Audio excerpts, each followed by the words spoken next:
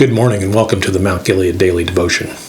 My name's Mike Bridgewater and it's Friday, May 14th. Last week I started going through the book of Ecclesiastes, and today we'll spend a few minutes in chapter 2. Last week we learned in chapter 1 two main points. First, Solomon asserts that everything under the sun is pointless, meaningless, and vanity. In fact, the Hebrew word that is translated for us as meaningless or vanity is the word hebel. And according to the Strong's, it just means breath, something with no substance, worthlessness. Then he starts arguing his case that everything under the sun is pointless, and begins with the pursuit of noble things like wisdom and knowledge, and concludes that even those things will leave you empty and actually give you grief and pain. He even compares the pursuit of wisdom to striving after the wind. In chapter 2, Solomon continues, this time looking at the pursuit of pleasure and possessions. If there was ever anyone who could speak from experience about pleasure and possessions, it would be King Solomon.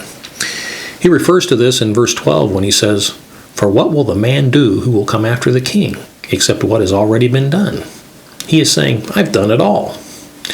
Here in the beginning of the verses of chapter 2, we have sort of a Cliff Note version of King Solomon's life, a short little summary of his accomplishments. If you're unfamiliar with the story of Solomon, you can find it in the book of 1 Kings in chapters 4 through 11. I would encourage you today to review those chapters. The excesses of King Solomon are extensive, to say the least. He comes to the same conclusion about the pursuit of pleasure and possession. It's all just striving after the wind. He continues by coming to the realization that death is the great equalizer of mankind. In verse 16 he says, "For there is no lasting remembrance of the wise man as with the fool. Inasmuch as the coming days all will be forgotten." He continues with, "All the fruit of my labor will go to those who come after me. And how will I know whether he is a wise man or a fool?" He then asks the rhetorical question in verse 22. What does a man get, all his labor and in all his striving, which he labors under the sun? And in verse 23, he answers his own question with painful days and sleepless nights, and concludes once again that this too is vanity, futility, and emptiness. Then Solomon, after investigating knowledge and wisdom and pleasure and possessions and work, in verse 25 comes to the new conclusion that true enjoyment in life only comes from God above and cannot be found in these things under the sun. Marketing departments count on our desire to find meaning and comfort in the new latest thing.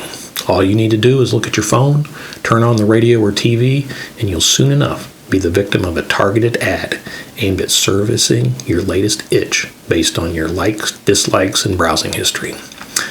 I don't think it's a coincidence that Jesus mentioned Solomon in Luke chapter 12 when he talks about anxiety and worry.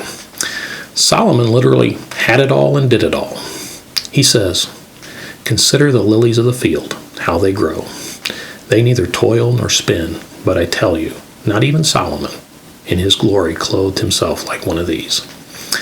But if God so clothes the grass of the field, which is alive today, and tomorrow is thrown into the furnace, how much more will he clothe you, you men of little faith? And do not seek what you will eat and what you will drink, and do not keep worrying, for all these things the nations of the world eagerly seek, but your Father knows that you need these things." Now here's the point.